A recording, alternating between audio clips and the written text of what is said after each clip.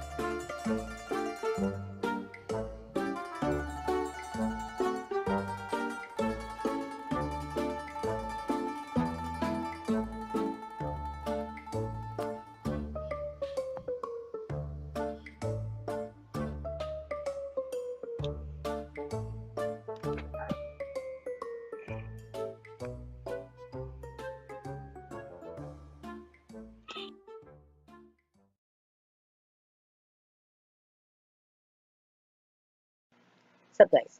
So, you may be wondering why I'm actually doing these photos. Why am I actually watching them? But let me ask you a question. Did you ever guys ask about your parents? Why do you really look like them? Or, for example, why does the Legaspi twins really look alike? They look like their mom and dad. Is there, a scientific explanation? Hold on. Speaking of scientific explanation, I'll call my cousin to see if we can actually solve this mystery together. Hold on.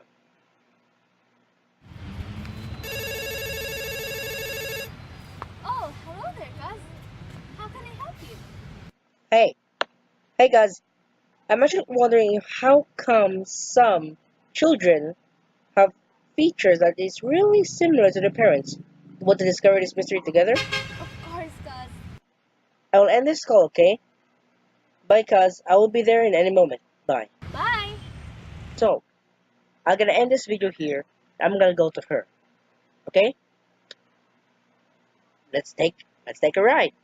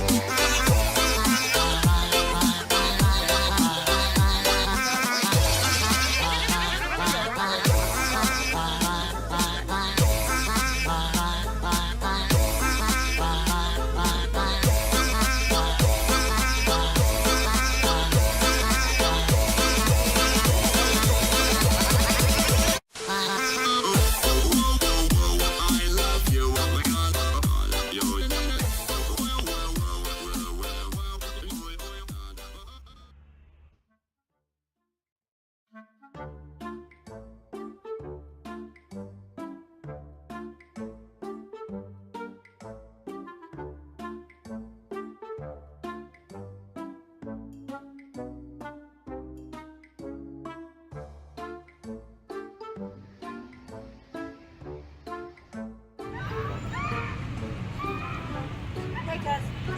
Hi, Zoe. Are you now ready to learn something? Yes, of course.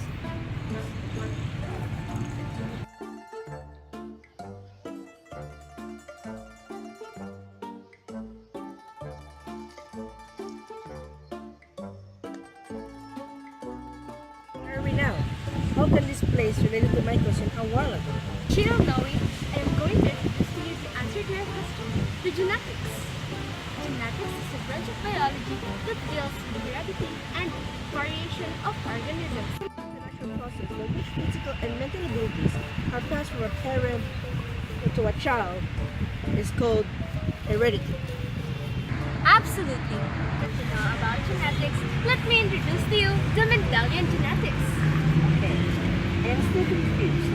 Please enlighten me.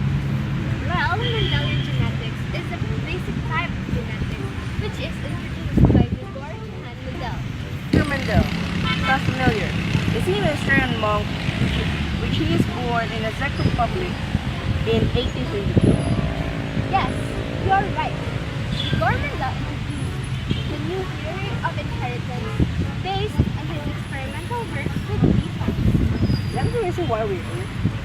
Yes. Classic examples. Mendel combined a purebred yellow-seeded plant with a purebred green-seeded plant, and he got only yellow seeds. He called the yellow-colored trait the dominant one, because it was expressed in all the new seeds. Then, he let the new yellow-seeded hybrid plants self-fertilize. And in this second generation, he got both yellow and green seeds, which meant the green trait had been hidden by the dominant yellow. He called this hidden trait the recessive trait.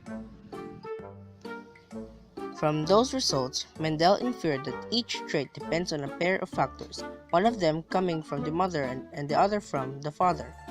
Now we know that these factors are called alleles and represent the different variations of a gene. Depending on which type of allele Mendel found in each seed, we can have what we call a homozygous P, where both alleles are identical, and what we call a heterozygous P, when the two alleles are different. This combination of alleles is also known as genotype, and its results being yellow or green is called phenotype. To clearly visualize how alleles are distributed amongst descendants, we can use the diagram called the Punnett square. You just place the different alleles on both axes and then figure out the possible combinations. Let's look at Mendel's P's. For example, let's write the dominant yellow allele as an uppercase Y, and the recessive green allele as a lowercase y. The uppercase Y always overpowers his lowercase friend, so the only time you get green babies is if you have two lowercase y. In Mendel's first generation, the yellow homozygous P mom will give each P kid a yellow dominant allele, and the green homozygous P dad will give a green recessive allele. So all the P kids will be a yellow heterozygous. Then, in the second generation, where the two heterozygous kids marry their babies, could have any of the three possible genotypes, showing the two possible phenotype in a 3-to-1 proportion. Even P's have a lot of characteristics. For example, besides yellow or green, P's may be round or wrinkled, so we could have all these possible combinations. Round yellow peas, round green peas, wrinkled yellow peas, wrinkled green peas. To calculate the proportions for each genotype and phenotype, we can use a Punnett square too. Of course, this will make it a little more complex, and lots of things are more complicated than peas, like say, people.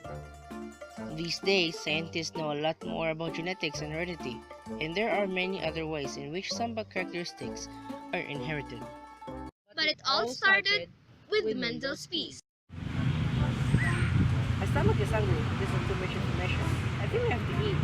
Yes, I agree.